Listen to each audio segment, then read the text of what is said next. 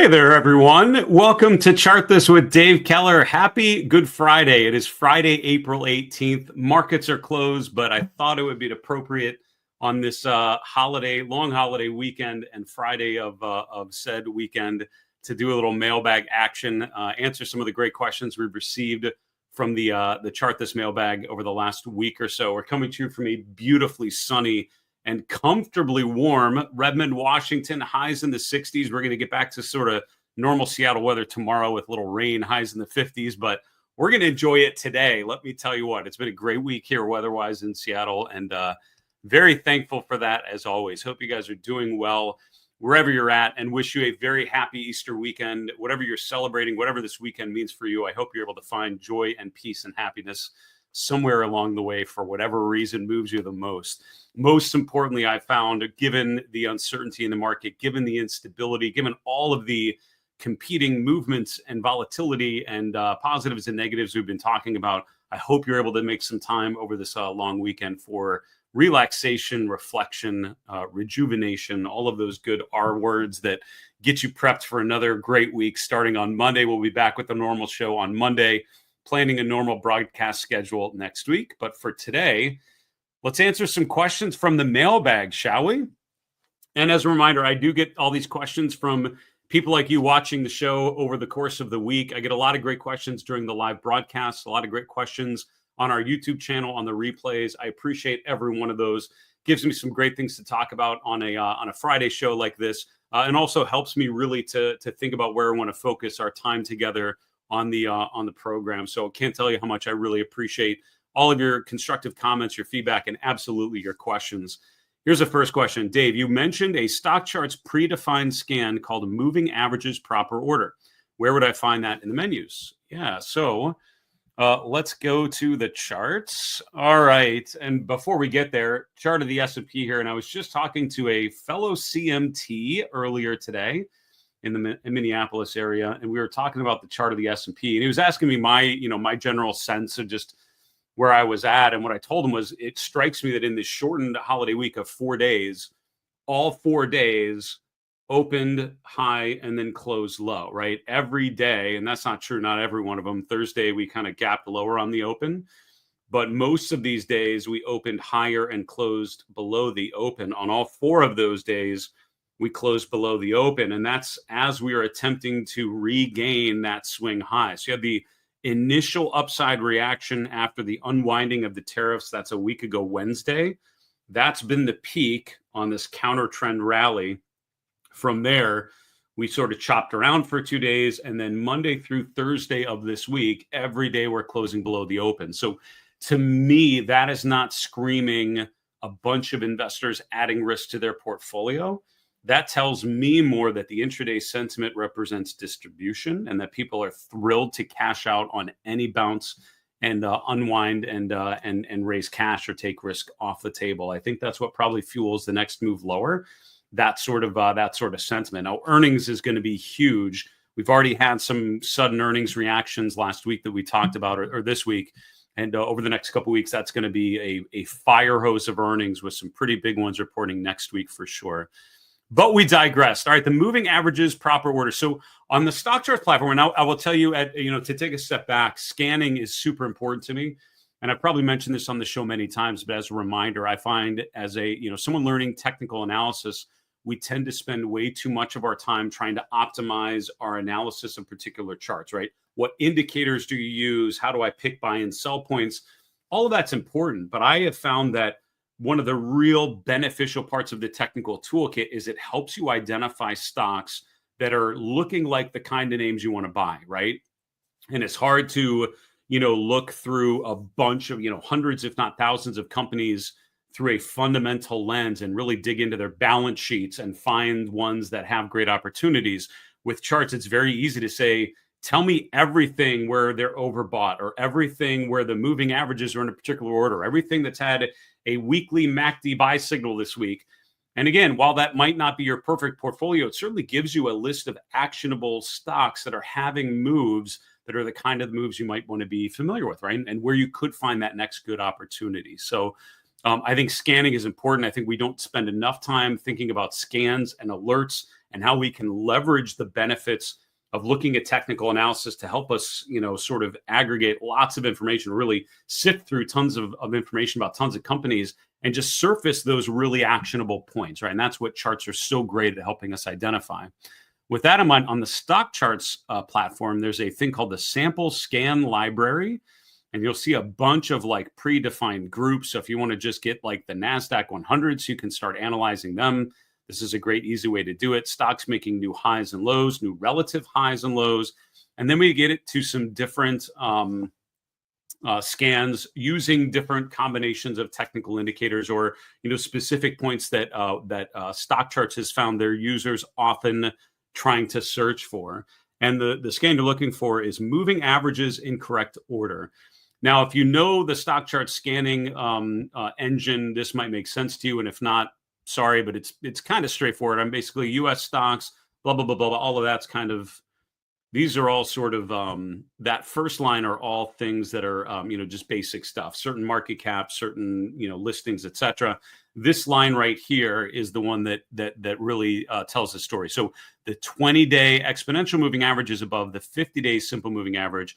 The 50-day is above the 100-day simple moving average, and the 100-day is above the 200-day. So the four moving averages, the 20-day exponential, the 50-day simple, 100-day simple, and 200-day simple are in the proper order. And if you look at the results of the scan, it's going to be a bunch of things where the moving averages are kind of in order and the price is trending higher. And particularly in this environment, when so few things are doing that, it's a really valuable screen to just find those positive outliers that are doing quite well, even though the markets are in an unstable and fairly uncertain position.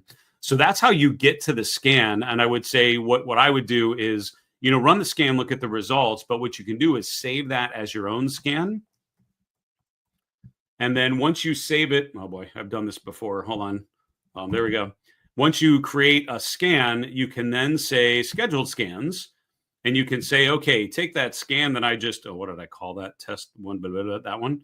And say, all right, run this every day at the market close and merge it into an existing chart list or save in a new chart list, whatever it's going to be. Run that every day after the close, bam. And then what this does is every day after the close or once a week or whatever you think is helpful, so once a week, you just say, all right, Friday after the U.S. market close, run this scan and just give me a list of names where the moving averages are in the proper order. I think that's a fantastic scan to run every week. At the very least, not that you're just generally going to buy those, those names blindly, but it gives you like a working list to pay attention to analyze and just, make sure you're not unaware of names that appear on that list, right? Know those stocks that are doing quite well. Like Kroger is one I was looking at earlier. This is one where the moving averages are in the correct order. Kind of unusual because very few stocks can actually make that claim right about now. So that's how you find the scan. Again, the way you do it is charts and tools, and then go to sample scan library. This is not a crazy complex scan to try to create. So regardless of what charting platform you use, if the scanning capabilities are pretty basic from a technical perspective, you should be able to replicate this kind of scan. But I love how on stock charts you can schedule it and automate it. I think tools like that are fantastic and really, allows a platform like this to help you get to charts more quickly and more efficiently. All right, next question. Can we review the chart of Costco? Is it a potential double bottom? Let's take a look, shall we? Hold on. Here we go. Costco. Is it a potential double bottom? Well, I'm going to guess when you're saying, is it a potential double bottom, you're talking about this period here and saying, is this a potential double bottom pattern? And for sure it is. I think with Costco, right? I mean, with any of these stocks that made a peak in February, made new lows in March, which you have to remember is the S&P, right? If we look at the S&P over the same period, you can see that it did that peak in February, made a low in March, a lower high in March, and then it just completely undercut that March low, right? Look at the same time frame with Costco. You can see why this is outperforming so much because it made a low in March, it bounced up, and then actually didn't break below its March low. So it's actually holding, and that's that double bottom that you're talking about. I think that's incredibly important, especially now when so many stocks are not doing that. And our major benchmarks certainly didn't do it, right? They plunged in early April.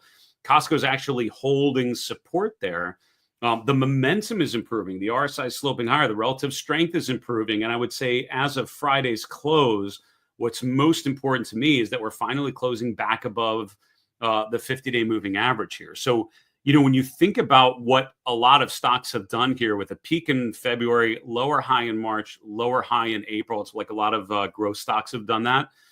When people ask me, like, what would you need to see to turn more bullish? It's pulling a Costco, right? It's doing this sort of thing where you try to make a new low and you fail to do so, right? Which creates sort of a double top pattern. Or you make a new low on stronger momentum, which is a bullish momentum divergence, some sort of bottoming pattern as you're heading downwards. And then it's the recovery, right? It's all about, making a new swing high. So all of a sudden we're no longer making new lows, we're making a higher high. I think that's a pretty compelling setup here. Now, what's the downside? What's the danger on a chart like this? Well, this is what concerns me. And it's not I don't think it's a very real concern yet. But I mean, the other way you could think of this is say, well, yeah, but what if this is like a big head and shoulders top, and here's the left shoulder, there's the head, and there's the right shoulder? That could absolutely be true. So if you're buying Costco today, and that's on Thursday's close because markets closed on Friday here, but if you're buying that kind of breakout, I think the risk is that we do this. Let's do right. The danger is this happens. And if that would happen, then what that would do is basically make the right shoulder confirmed. And remember, that head and shoulders top is only confirmed if and when we break the neckline. So if we get all the way down below like 865, that would be breaking below the 200-day, breaking below that 880 support level, and breaking below the neckline. Like by that point, your long strategy is not working, and we're now, making new lows. So buying it here and using that as like the stop, and as long as we hold the neckline or hold the 200-day, however much risk you want to work into your trade, then I'm betting a potential recovery. I think that's how you think of it. Don't assume that that's a head and shoulders top until and unless we break the neckline, right? So you can't say that's a head and shoulders until we break below that point. That's what would confirm it. So for now, I actually think it's a fairly constructive setup here. I'm going to save that one because that's a good one. All right, next question. Do you ever use the volume weighted average price, or VWAP? I get asked this question randomly, and I so appreciate that. The short answer is I really don't. And here's why, right? If I'm a swing trader, right, and if my goal is to trade swings, or if I'm a day trader looking for movements during the trading day over a couple days, I would absolutely use VWAP, because VWAP is a volume weighted average price. It is a common technique used by buy side traders to sort of gauge, like, if we did no sort of discretionary trading around this position, what would be my average price, right? What could I assume to be filled at if I just kind of blindly threw some trades out there? I'd probably assume I'd get filled around the VWAP, right? Because that's the average of all the trades weighted by their volume. So a buy-side trader, a good buy-side trader, someone who's adding value, would be buying below the VWAP and selling above the VWAP on an average day, right? So they're able to identify opportunities to get in below an average price and to exit positions above an average price. So trades relative to the VWAP are a common and very straightforward way of assessing, a buy-side trader's ability or a desk's ability to add value from the trading side, right? And have a tactical overlay to some longer-term positions you might be trading around. For me, more of a position trader, more of a longer-term investor, VWAP is a little less meaningful because I'm not looking to optimize entry and exit points during the trading day. Some people spend a lot of time on that. I really don't, because there's only a limited amount of mental capacity I can apply to a portfolio. And so I kind of focus where I feel like I have an edge, and that's on the momentum time frame, which is a little longer. Minute to minute, I don't spend a lot of time optimizing in that time frame. I don't. There's other things I want to do at that time. Other people do that, and God bless you, do it. I hope that goes well. But where do I use volume weighted average price? The only time I really use it is with the anchored VWAP, which, again, I'd rarely use the volume weighted average price for anything. And then Brian Shannon, who's a fellow CMT years ago, created this idea of an anchored VWAP, and it's this. And it's basically, well, hold on, let me make a chart that's just not horribly painful. Okay, let's see, one chart. Let's make a big chart here. Let's do a template, and I don't really have a good template. Oh, maybe one of these. Anchored VWAP, here we go. Perfect.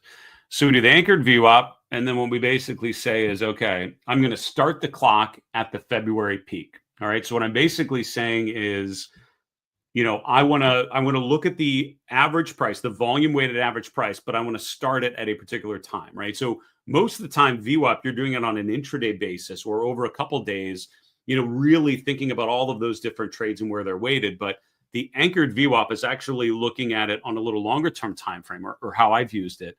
So basically selecting a major peak or a major low and saying from that point, what's the volume weighted average price? And you'll find a lot of times the market will find resistance at the VWAP level and the anchored VWAP level.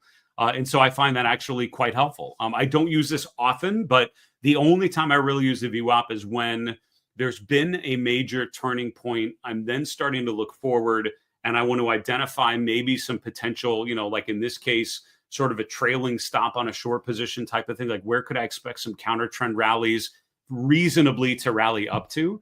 And the anchored VWAP, more often than not, very interestingly, sort of ends up being an important level to watch. I'd encourage you to check out Brian Shannon's work. He does a really good job of explaining the volume weighted average price, what he calls the anchored VWAP, and using it over time. Other than that, I really don't. I think it's just a time frame thing. Good reminder, though. I mean, I think the indicators and the techniques that you use should be optimal for whatever questions you are trying to answer, right? So there might be techniques that you find very valuable that I find not as meaningful, but our timeframes are different enough that we're both kind of doing the right thing for what we are trying, what game we're trying to play.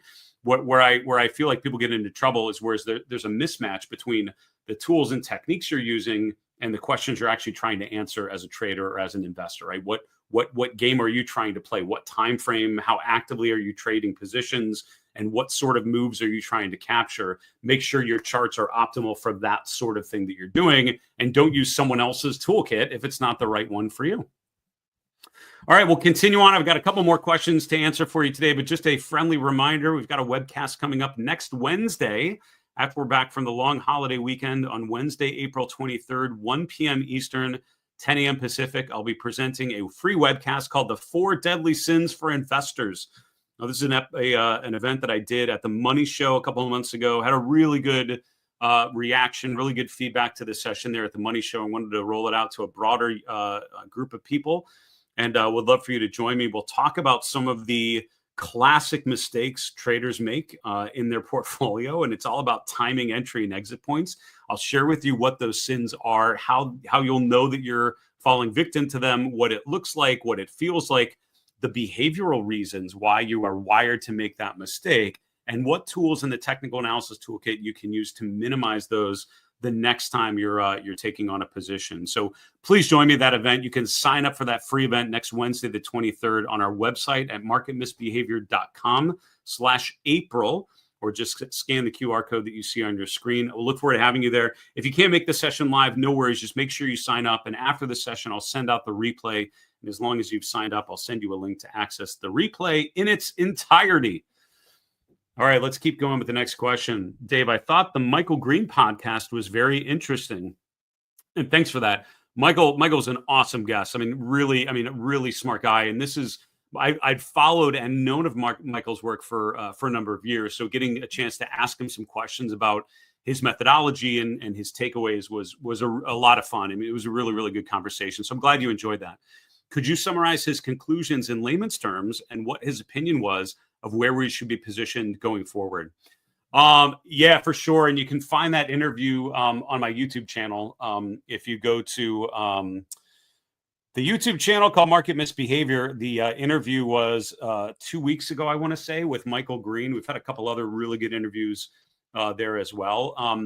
Main takeaways with Michael, I'd encourage you to watch the full video for sure, because I think he made some really interesting points. I'm going to try to briefly summarize it. I mean, the general, Michael's really his pitch that he's been making now, and that he's been trying to get an audience for, and just recognition in the industry for highlighting, are the dangers of passive investing, right? There's been this big rotation sort of from defined benefit to defined contribution, right? So a pension fund, sort of the way that, back in the day, the way that retirement plans were done for industrial workers and many sort of company positions, you had a pension, right? So it was a defined benefit. After a certain number of years, you get this X defined payout once a month, and that's your benefit. And the company would build up capital and have it ready to deploy for pensioners later in their after their careers were over. We've changed from a defined benefit to defined contribution. All right, you kick in X dollars or X percent every month, and then once you retire, that retirement has built up tax-free, and you're able to use those for your retirement. So it kind of changes the logic of it. But another big change that I hadn't really thought about as much until Michael and I talked about it was, how we've basically that most 401k participants are automatically opted in to their retirement portfolio, right? It used to be you had to opt into a 401k. As a result, they weren't used as widely. All of a sudden, when they change it, it's called a nudge, right? When they change it so you are automatically opted in and you have to actually intentionally opt out, more people are participating in 401ks. But most people are not actively managing them, right? You're usually defaulted to like a target date fund, which means a firm is sort of putting you on a traditional glide path, and you're more aggressive when you're younger. It gets more conservative when you get closer to retirement, sort of a following best practices of money management over your lifespan, basically. So you have money to retire comfortably toward the end there. His point was, with so many investors, contributing to their portfolios, but not really thinking about where they're allocated, because they're defaulting into a bunch of index funds, basically, it's sort of exaggerating a lot of potential issues. So one is the over concentration in the biggest names, right? You don't have a lot of people actively thinking, do I want to own Meta, or do I want to own Kroger, or do I want to own Northrop Grumman or Philip Morris, or whatever, Waters Corp, right? And stock picking. They're basically just allocating to an index fund, which means as those growth stocks get bigger and there's more allocation to those funds, they just keep getting bigger. So the over concentration, top heavy, mega cap concentration in the S&P 500 and the NASDAQ are just being exaggerated by these passive flows. That's one issue. Second thing is, people, given the market rolling over, it's not like, people that are actively managing their portfolio might get defensive or might unwind some positions. But there are a lot of people that don't pay attention to their portfolio, don't pay attention to their retirement account, and their retirement account is just going to stay allocated.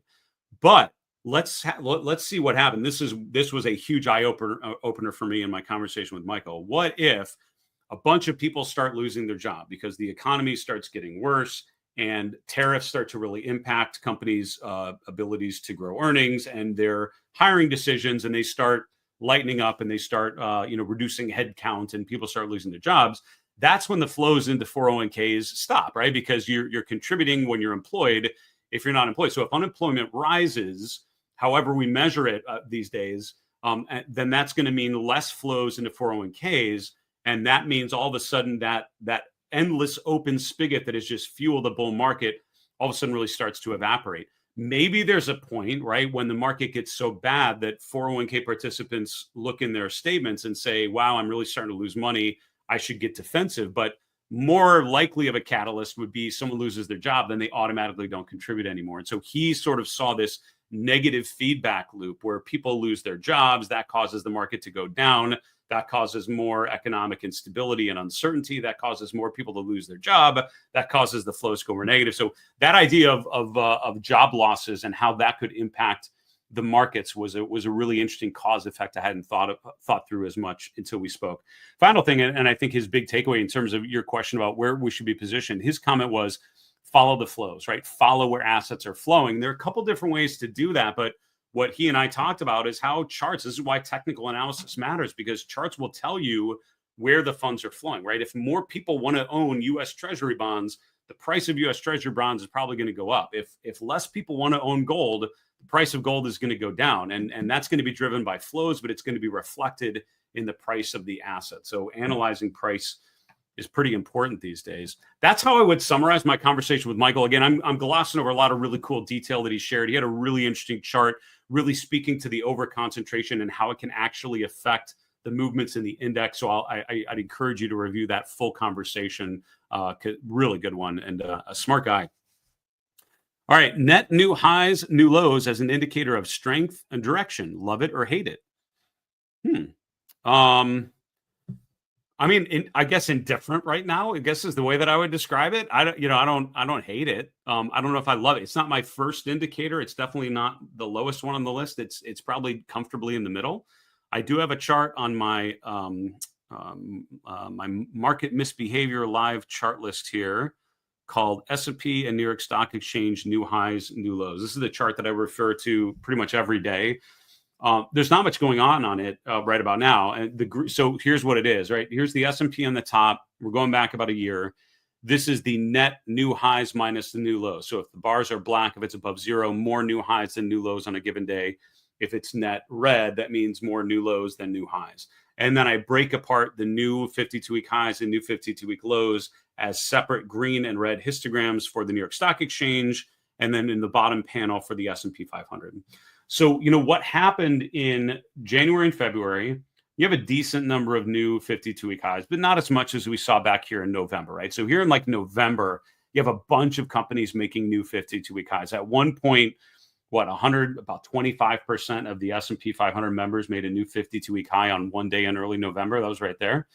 You look back to February, a lot less new highs, right? So a lot of things were either no longer making a new high or were sort of stabilized or trending downwards at that point. And I think that was one of the great indicators suggesting that maybe we were kind of done with the bull market phase. Then look at how you start to see more red here in early March, an explosion of red as a bunch of stocks made a new 52-week low in the month of April, right? And that's where you really started to see the indicator get exaggerated to the downside. What's happened now, though, is there's almost no signal here because things sold off so much. Most things sold off in early April, and they've bounced off of the lows. Most things are very far away from their new 52-week high, although there are a handful of names that are up there, like gold stocks, for example. Most things are nowhere near it. And so as a result, it's one of those things that's not signaling right now. I find this sort of chart is really helpful in an extended bull market when you're looking for the market to keep going higher, but less new highs. Like when you see that warning sign, which I think was one of the many signs we saw in the first quarter of this year, the market making new highs, but not as many new 52-week highs on an indicator like this. It tells you that there's a disagreement and the index is going higher, but with less companies participating. For now, I think it's kind of neutral, right? There's not much of a signal there. And so again, this is an exaggerated signal that we saw in mid-April or early April on that sell-off. I don't know if I see this as a huge bullish sign. I just see this as a lot of things have bounced and still to be determined whether there's enough of a recovery to indicate a change in this trend. But I don't see enough yet personally to decide that the trend is no longer down. So in answer to your question, I'm kind of in neutral. It's not the first breadth indicator I would use. It's certainly on my list. And I don't hate it. I think it's actually helpful, but this is one of those that it's not for me helpful all the time. It's helpful in certain conditions when I think, I should check the new highs or the new lows and see if it's validating what I'm seeing with the major indexes. Last question, then we'll call it a weekend. Why are so many people talking about retesting the recent lows? Is it because of the downward trending 200-day moving average, or would only a double bottom truly lead to a renewed bull cycle? That's an interesting question. So I can't speak to what a lot of other people are talking about. I mean, I can a little bit, only because I've got a lot of peers in the industry that are technical analysts, and but again, there's only a limited amount of mental space I can apply to the markets on any given day. And most of that's on my own content, making sure that it's good and that I'm getting it out consistently and I'm checking my own boxes of my analytical process. So there is some space in there to look at other people's work, but probably not as much as I'd want. But I do enjoy interviewing people on my podcast and seeing sort of what they're saying. And I will tell you right about now, the technical analysis community is kind of split, I would say. There are times when we're all kind of in agreement. And I would say like a bull market year like 2024, like in 2021, kind of bulk of like the middle innings of a bull market. That's where people are all probably on the same page, right? Because it's like things are working. You see a lot of signs for optimism. We see the right stocks leading.